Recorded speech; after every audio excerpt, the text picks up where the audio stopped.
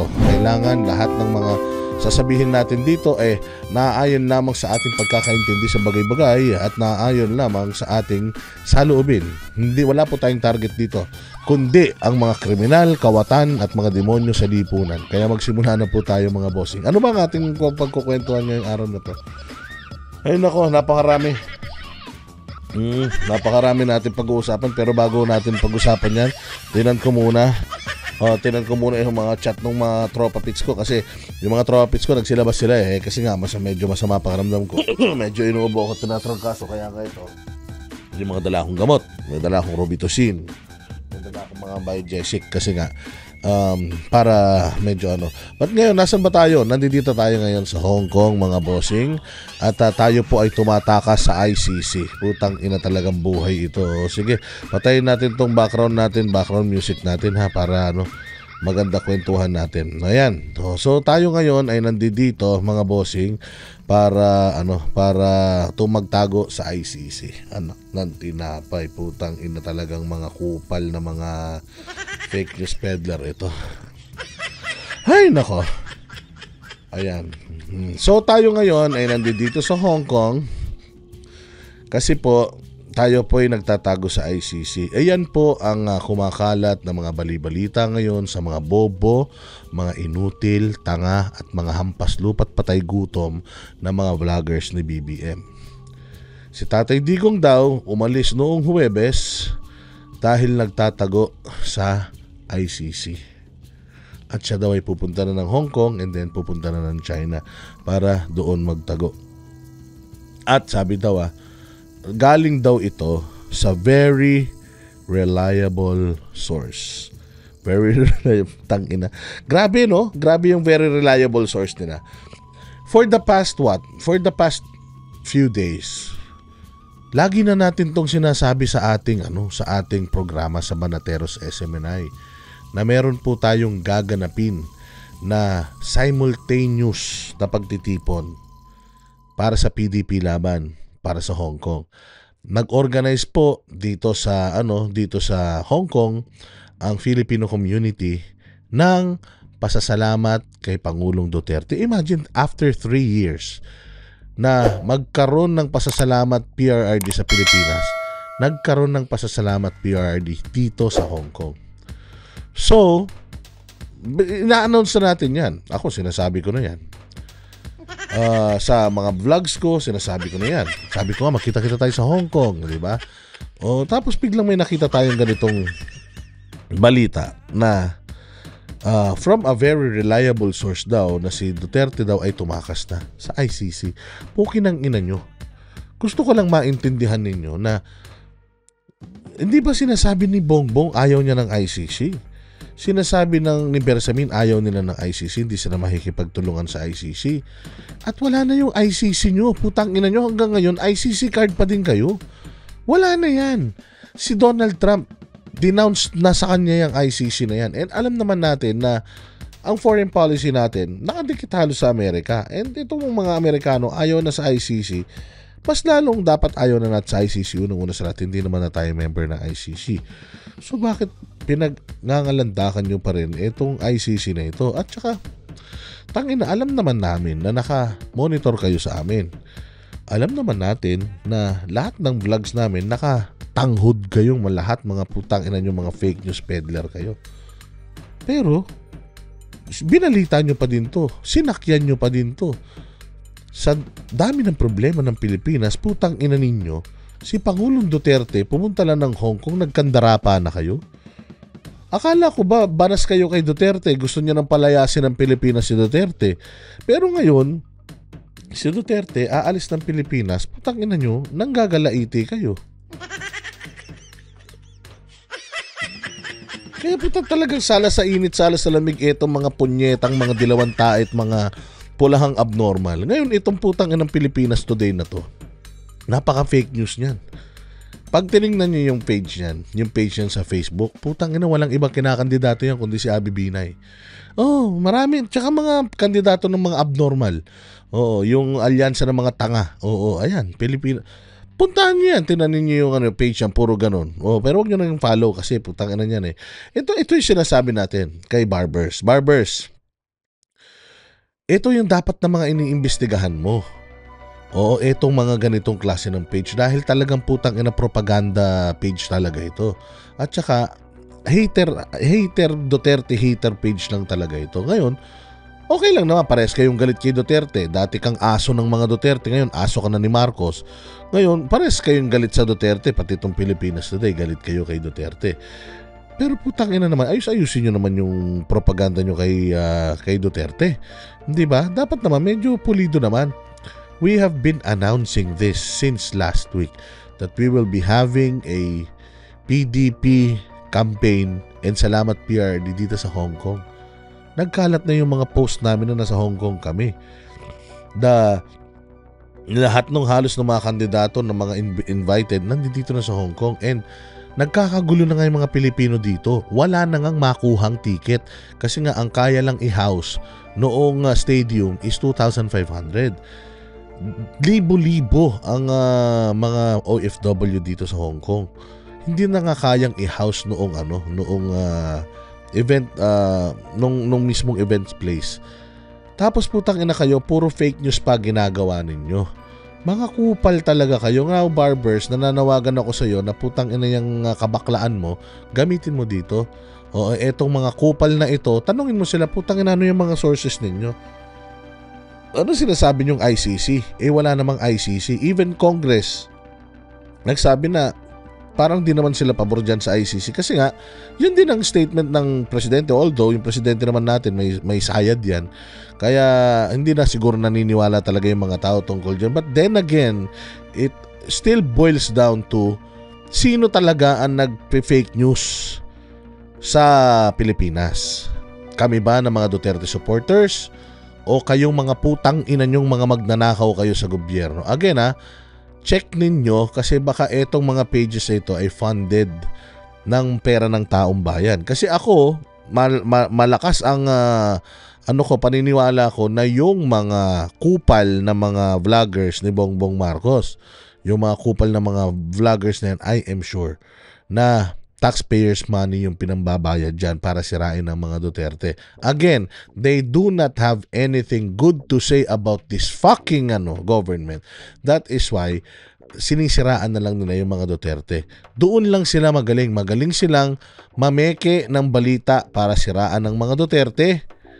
Okay? Mameke ng balita para sirain ng mga Duterte. Pero wala silang kapasidad, wala silang galing para maghanap ng mga magagandang bagay na ginawa ng mga Duterte. Ng mga Marcos.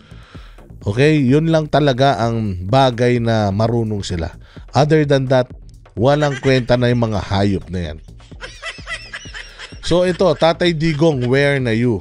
Si Tatay Digong is here in Hong Kong. Nauna na siya dito because may direct flight from Davao to Hong Kong.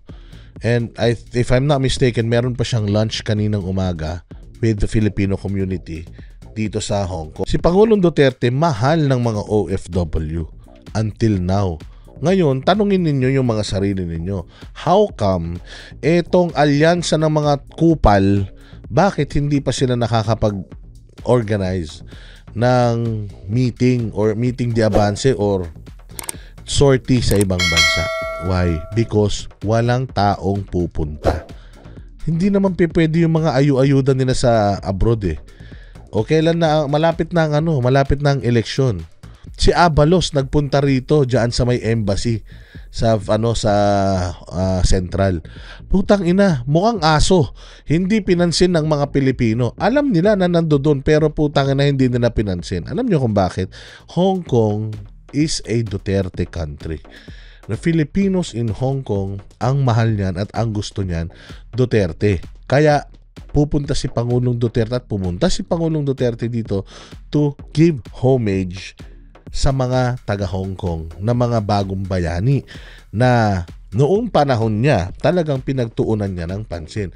Na ngayong panahon ni Bongbong Marcos wala. Ginamit lang ni Bongbong Marcos itong mga OFW para iboto siya. And then nung binoto na siya, walay na. O kita ninyo, ilan na yung mga kababayan natin na nabitay ngayon. Nung panahon ni Pangulong Duterte may nabitay ba na OFW? Hindi ako sure kung meron o wala, pero if I'm not mistaken, wala. Pero ngayon meron, hindi ba? At ang nakakatawa, hindi nila namalayan na mayroon ng mabibitay na Pilipino.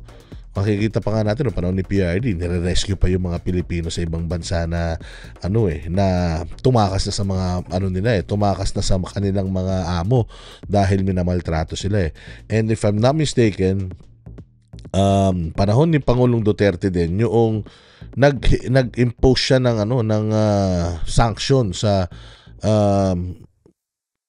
sa Kuwait dahil nga may mga Pilipino doon na naaabuso at matagal tayong hindi nagpadala ng mga OFW doon. Ganun katapang si Pangulong Duterte at ganun kamahal ni Pangulong Duterte yung mga Pilipino na never ever ipinakita ni Marcos dahil wala namang alam gawin yung hayop na yun.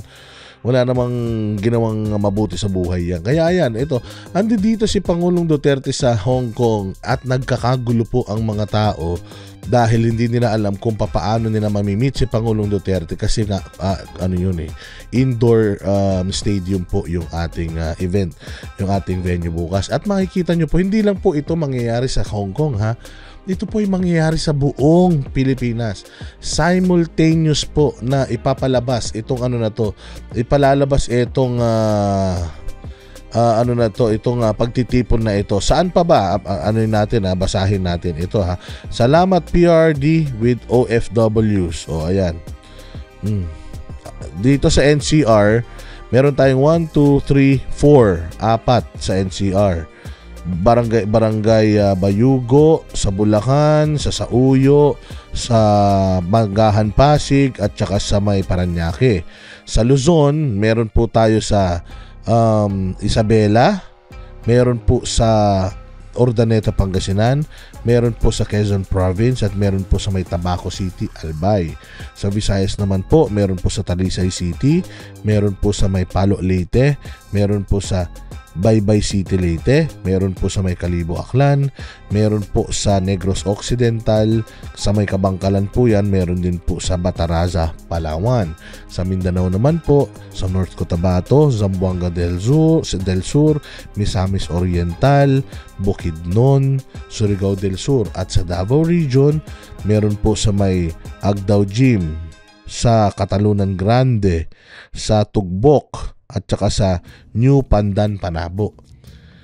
Ganun po katindi mag-organize ang Pastor Apollo Kibuloy for Senator Movement. Again si Pastor Apollo Kibuloy pa lang itong nag-o-organize ng mga ito. Kasama po ang PDP laban. Si Pastor Apollo Kibuloy ilang beses na pong nag-organize ng simultaneous na weekly meeting de avance or campaign. Ilang weeks na to, pangatlo na to. Nakapag-organize na yan ilang beses sa ibang bansa. Sa Japan, meron sa Amerika, nag-open na ng billboard dun sa may Times Square sa New York. Meron na sa meron sa Malaysia, nung nakaraan nandoon tayo. Eto naman sa Hong Kong. Meron pa nung nakaraan sa Canada, sa Edmonton, sa Vancouver, sa Toronto. Pero itong kupal na alyansa na to, putang ina, may pera na ng gobyerno, sikat daw sila, dream team daw ang mga putang ina, pero hindi kayang mag-conduct ng ganitong klase ng mga simultaneous na pagtitipon. Itong simultaneous na pagtitipon na to imagine ninyo, ginaganap dito sa isang lugar na to, puno ng tao pero wala dun yung mga nagsasalita. Meron lang isang malaking screen na kung ano yung nangyayari doon sa main event, nakikita nila ng live. Yung mga nag-speech doon, naririnig nila ng live. Pero tinatao, walang ayuda. Kaya ngayon magtataka ka, putang ina nito sa mga na to, yung survey. Magtataka ka sa survey. Kasi ang dami mga kalye survey, pag tinignan mo yung kalye survey talaga, mga vloggers, Duterte lineup talaga yung lamang. Pero pag tinignan mo sa TV, putang ina, may puros yung mga alyansa ng mga bagong luma yung nandiyan dyan. Kaya dito, kalokohan malaki ito, mind conditioning ito.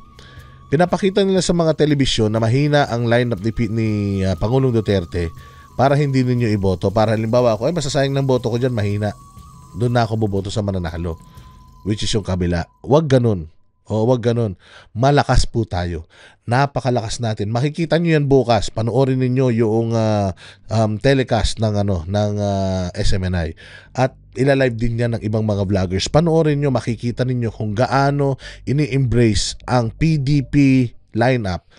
Hindi lang sa buong Pilipinas, kung hindi sa iba't ibang mga bansa. Makikita nyo po yan, mga bossing. Huwag po tayong magpapalin lang dyan sa hayop ng mga mga survey na yan. Si Pastor Apollo Quiboloy, lintik ang lakas. Bukod sa weekly na sorties, araw-araw po kaming nagko-conduct ng town hall meeting sa mga barangay sa buong Pilipinas. Araw-araw, at least once a day, bawat barangay, nakakabisi-bisita tayo at we are given an opportunity para makapagsalita sa mga kababayan natin sa mga maliliit na mga barangay. At doon makikita mo kung gaano tinatanggap itong PDP senatorial slate na to ni Pangulong Duterte. Let us not call it Team Suka, let us not call it PDP Laban. It's better to call it Duterte slate. Duterte Senators, Duterte slate. Let's put that doon sa every time na ikampanya natin to because ito rin yung kinakampanya ni Pangulong Duterte. And we are doing this for free. Hindi katulad ng iba na kinakampanya yung mga kandidato dahil bayad sila tayo. We are doing this for the country. So ipakalat nyo sa lahat na malakas tayo, dadayain tayo. Kung matatalo tayo, dinaya tayo. Yun lang yun. Sayang yung mga boto ninyo. Dadayain tayo. Kaya nga kailangan natin magsama-sama, lahat ng galit natin sa administrasyon, i-channel natin sa Mayo, iboto natin itong buong slate na ito. Nang malayo yung agwat para hindi nila madugas. Si Pangulong Duterte, 16 million lang yung nakuha niya noong eleksyon nung nanalo siya, pero dapat daw 20 plus million yun. Dinugas pa siya noon. Kaya lang hindi nila na dugas ng sobra-sobra kasi nga masyadong malayo yung lamang ni Mar Rojas sa kanya. Imagine ang number 2 talaga noon si Grace po, pero nalamangan pa nung Mar Rojas noon. So, ganun katindi, ganun kaposible yung pandurugas sa eleksyon. Hindi natin sinasabi na may makadayaan na magaganap. Pero kung sakaling magkakaroon man ng pandurugas, siguraduhin natin na malayong-malayo yung agwat natin. Kaya lahat tayo, pikit mata, iboto natin yung PDP slate na yan. Bagamat lumalabas sa mga surveys nila na bayad naman nila, na mahina tayo at malakas sila, ipakita natin sa kanila yung totoong boses ng taong bayan na sa Mayo, iboboto natin PDP Senatorial Balls, Pangulong Duterte Senators. Wala nang iba. Tingnan ninyo ang ginagawa nila sa Pangulo. Pumunta lang dito sa Hong Kong para makipag-usap sa mga Pilipino, makapagpasalamat sa mga Pilipino, ikandidato yung kanyang ikampanya yung kanyang mga kandidato, sinisiraan. Ganyan ang brand ng politika ngayon dito sa atin. Sirain ang mga Duterte. Ano pa yung isang paninira sa mga Duterte? Hindi ba noong nakaraan, ibinalita natin. Yung dyan sa may Davao, yung hold-upan. Umamin. Yung nang hold-up na ang utos sa kanila, maghasik ng lagim sa Davao para masira ang mga Duterte. Sino bang kalaban ng mga Duterte sa Davao? Mga Nograles na aso ng administrasyon. So the administration ay pupunta sa ganun kababa na gawain para lang sirain ng mga Duterte. Same goes dito sa balita na to. They will go low, super duper low, just to make Duterte look like he's running away. He's not running away from anything. Humarap sa Senado, humarap sa Kongreso, nagmukha nga kayong mga grade school kay Pangulong Duterte sa both houses na yan. Tapos, papalabasin nyo na parang natatakot siya. Si Pangulong Duterte, hindi nila kayang galawin dito sa sarili nating bansa, lalo pat dayuhan. Mahina na yung matanda. Pag ginawa nila yan dun sa matanda, dyan talaga tayo magkakagulo. Siguradong sigurado tayo dyan. So meron talagang pagkilos, propaganda para sirain ng mga Duterte. Unang-una kay Pangulong future President Inday Sara, yang kanyang mga kaso. Tingnan mo na lang. Yaang kaso niya nasa Senate na. In-impeach na nila si VP Sara. Supposedly, waiting na lang sila para sa impeachment complaint, sa impeachment proceedings mismo, yung impeachment hearing dyan sa Senado. Waiting na lang sana sila dyan. Pero anong ginagawa ng mga putang ina o yung isang bading na congressman, naglalabas na naman ng mga bagong, may pinsan pa daw si Piatos, may kamag-anak pa, mayroon pang Xiaomi, tunog cellphone. I mean, nagtuloy-tuloy pa din yung investigasyon ninyo. Nag-iimbestiga pa pala kayo. Bakit isinampan nyo na sa Senado? Bakit in-impeach nyo na kung hindi pa pala buo yung mga ebidensya ninyo? Di ba? Dapat kasi buo yung mga ebidensya nyo, kung ano yung mga ebidensya nyong hawak, yun yung ipipresenta nyo sa korte. Hindi pa pwedeng open yung evidence ninyo. Hindi pa pwedeng open. Kailangan, kung ano yung nag-gather nyo ng evidence, doon nakabase yung demanda ninyo. It's what you can prove in the court, hindi yung masasabi ninyo. Dapat hanggang ngayon, nag-iimbestiga pa rin kayo.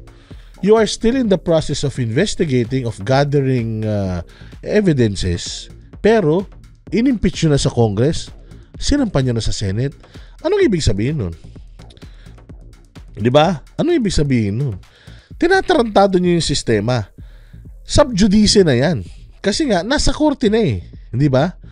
Nasa korte na. Pabayaan na natin yung korte mag-decide. Yung hawak nyo ngayon ng mga ebidensya, i-present nyo yun sa korte. Kailangan nyo pang ilabas yan. Ba't kailangan nyo pang ilabas yan dyan sa media?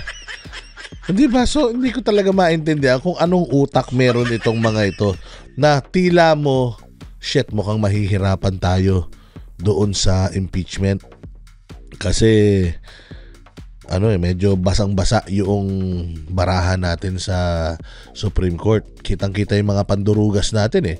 Pandurugas natin sa PhilHealth, pandurugas natin sa GAA, mamalabis natin sa kapangyarihan, pagpapatawag sa mga vlogger. Tapos eto naman, impeachment, putang ina.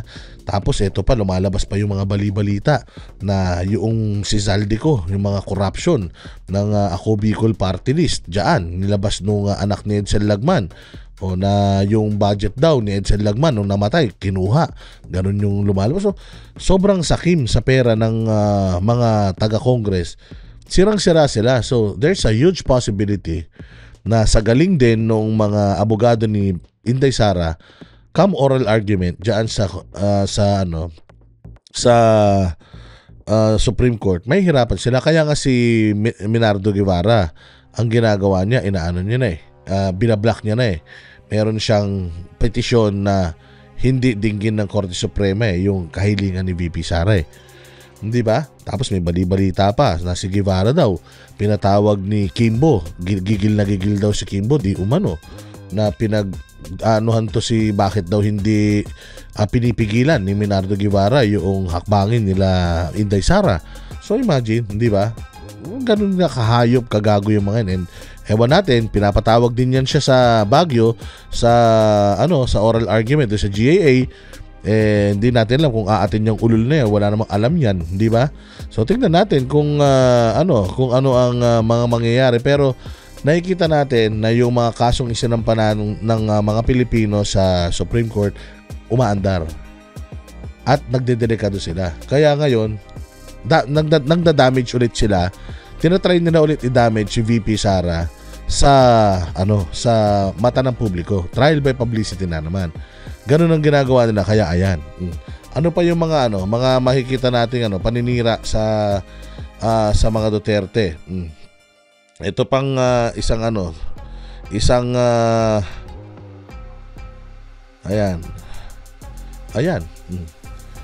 DA Chief sinisisi sa nakaraang administration ang problema ng agrikultura sa bansa. Tangina nyo, 3 years na kayo nandyan.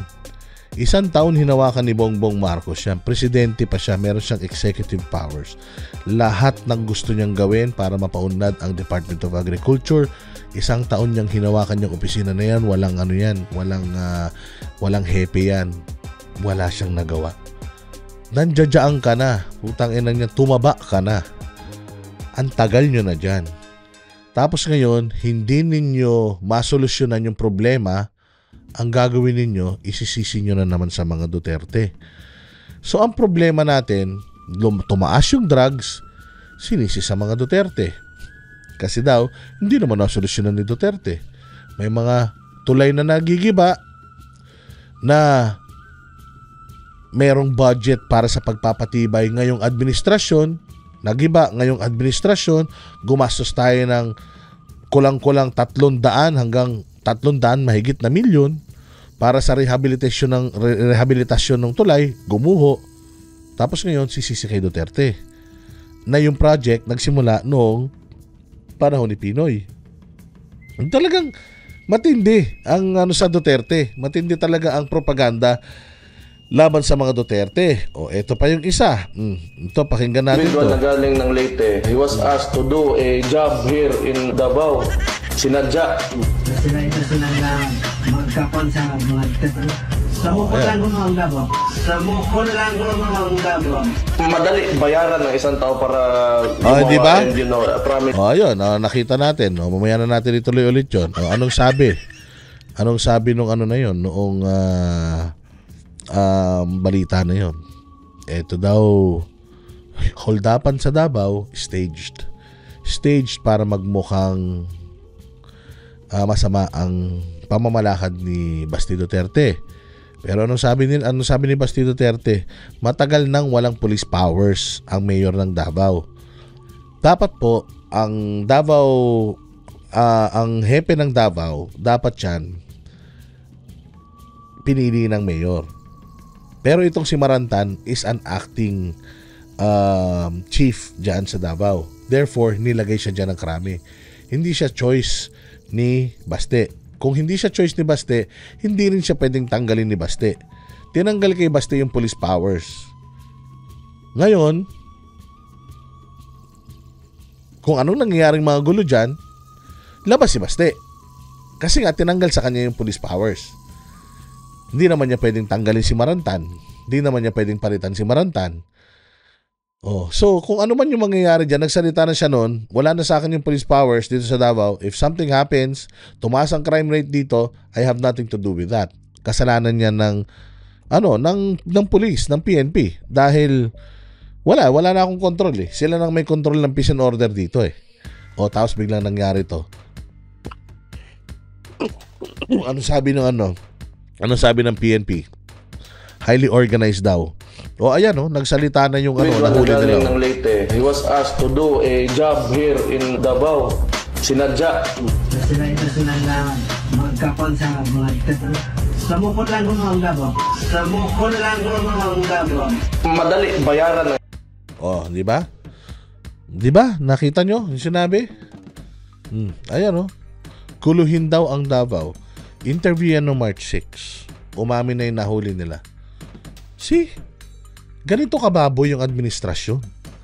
Ganito kababo yung police. Kung totoo to I mean, we're just reacting according dito sa dito sa interview na to. Na if this is true, kasapakat ang police dito. Bakit? Sila may hawak ng peace and order sa Davao eh. Tapos nandito yung mga yan, pumunta yan sila doon para guluhin ang Davao. So ano ibig sabihin nun? Tapos biglang magsasalita yung spokesperson ni Bongbong Marcos, yung asong si Claire Castro na ang gulo-gulo sa Davao. Ang gulo-gulo sa panahon ng tatay niya, panahon ng puro Duterte. So makikita mo yung atake sa mga Duterte nagsisimula mula Malacanang hanggang pulis, hanggang media, hanggang mga LGUs. So sino nagtatanggol sa mga Duterte? Tayo lang. Tayong mga totoong nagmamahal sa bayan, tayong mga Duterte supporters. Anong ginagawa nila sa atin? Pag nagtatanggol tayo, binibisto natin yung mga ganitong kabubuan nila. Tayo na, pinapatawag tayo sa Congress. Yan yung sinasabi ko, mga bossing, na ganito tayo kagagaling ito, magbubuhat na ako ng sariling bangko. Ganito galing ang mga DDS kasi we can defend the Dutertes. May mga ganito tayong materialis puertes. Sila wala. The only thing that they can do sa mga vlogs nila is to destroy the Dutertes. Pare-parehas yan. Ito, kumalat yung kumalat ito. Oh, kumalat yan. Lahat sila yan ng lahat sila yan ng kanilang kinontent. Putang ina nyo. Bukas magkakaroon ng pagtitipon dito. After nung pagtitipon, uuwi na kagad si Pangulong Duterte sa Pilipinas. So paano nyo ito-twist yan? O hindi ba? Paano nyo ito-twist yan? Mga gago, mga putang ina hindi ba? So ganito kabulbol, ganito kagulo, ganito katarantado etong mga etong mga nasa gobyerno. Kaya mag-iingat tayo ng maigi, lalong-lalo na sa mga pinapanooran natin. I-challenge po natin sila. Huwag tayong papayag na tayo ay basta-basta na lang ganyanin ng mga hinayupak na yan. Na i-mind condition tayo. Na si Duterte tatakas na yan. Mahina ang PDP. Si Pastor Kibuloy hindi mananalo yan. Posibleng matalo ang Pastor Kibuloy at si Rodante Marcoleta. Sa simbahan pa lang nila, sigurado ako nagsanib ang KOJC at ang Iglesia ni Cristo. Sigurado ako mananalo na yan. Putya, imposible. Ngayon sa mga kapatid nating Iglesia ni Cristo, gusto ko lang pong manawagan sa inyo. Maaaring sa paniniwala, baka hindi nyo pa kayang tanggapin si Pastor Apollo Kibuloy. Pero hindi po yun ang pinag-uusapan natin dito. Ang pinag-uusapan po natin dito, bayang Pilipinas. Ginugulo na po nila pati religious beliefs natin, pati yung karapatan natin sa pagpili ng simbahan na pananampalatayaan natin. Pinapakialaman na nila. Kaya pumasok si Pastor Apollo Kibuloy sa politika. Dahil binaboy siya ng politika. Kaya gusto niyang ayusin yung politika. Now, sama-sama po kayo bilang isang matatag na simbahan, nagpunta po kayo sa Maynila, sa Luneta, at ipinakita po ninyo yung inyong lakas na nakiusap kayo ng maayos, nanawagan tayo ng matino, na ayaw natin ng gulo, huwag i-impeach si VP Sara para magkasama-sama tayo. Nakita ninyo kung papaano nila binaboy yung pagtitipon ninyo. Anong sabi ni Leila de Lima? Ano lang kayo? Minority lang kayo. Wala daw kayong kwenta, wala daw kayong bilang. Minority kayo. Oh, bakit pa natin iboboto yung mga sila Kiko, sila Bam? At saka yan sila kung sino man yung mga tumatakbo. Yung Kiko at saka si Bam, ba't mo pa iboboto yun? Ang tingin ni Dilima na makaalyado nila, wala kayong bilang. Ang nagpahalaga lang naman talaga sa inyo, tayong mga Pilipino. Noong nakita namin yung dami ninyo dyan sa Luneta, kinilabutan kami, sabi namin may pag-asa pa. Kapag sumama ang Iglesia ni Cristo doon sa pinaglalaban namin, may pag-asa kami na magising tong gobyerno, makasakaling magising sa dami. Anong ginawa ng gobyerno? Unang-una pa yung anak ni Pangulong Marcos ang pumirma doon sa impeachment ni VP Sara. Yung panawagan ninyo ng pakapayapaan, binaboy. Winalang bahala ng gobyerno ni Marcos, ng kongreso ni Marcos. Anong ibig sabihin nun? Alam nga naman iboboto nyo pa yung kandidato nila. Wala nga silang believe sa inyo. Wala daw kayong tira, wala daw kayong bilang, wala daw kayong kwenta sa kanila. Kaya nga kahit ano yung panawagan ninyo, kahit naman ang laki nung naitulong nyo sa kanila, na ipanalo nyo sila, wala kayong bilang sa kanila dahil nakuha na nila yung gusto nila sa inyo. Ganun po yun. Kaya nananawagan tayo sa mga kapatid natin na iglesia na magsama-sama tayo. Hindi nila pinakinggan yung peaceful rally nyo. Hindi din nila pinakinggan yung peaceful rally ng KOJC. Set aside po natin yung paniniwala natin spiritual. Iisa lang po ang Diyos. Itanggalin natin yon. Ang Pilipinas po ang importante ngayon. Kailangan natin si Marcoleta at saka si Pastor Apollo Kibuloy para ayusin yung bayang Pilipinas. Kailangan natin ng KOJC at ng Iglesia ni Cristo na magsama, yung totoong unity, baka kayo na yun. para linisin natin yung Pilipinas. Yun lang po ang aking hinihiling sa inyo. Wala kayong kwenta sa mga Marcos.